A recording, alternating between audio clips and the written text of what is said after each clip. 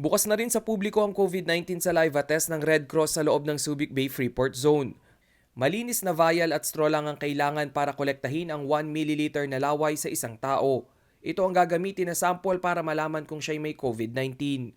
Ayon sa Red Cross, mas mabilis ang pagproseso ng saliva test. Aabot lamang ito ng 3 hanggang 4 na oras.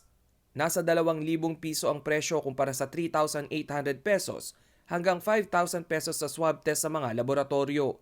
Ganun pa man, may mga mekanismo pa rin umano para bantayan ang saliva test at mamonitor ang accuracy ng inilalabas nitong resulta.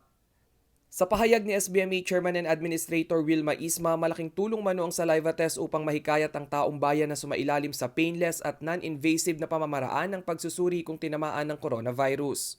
Batay sa validation ng Department of Health, 98% ang accuracy rate ng bagong paraan ng COVID-19 testing.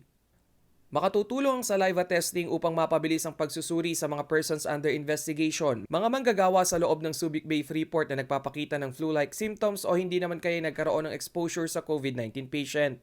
Sa latest COVID-19 bulletin ng SBMA, umabot na sa 48 ang naitalang kumpirmadong kaso at isa na lamang ang nananatiling active case.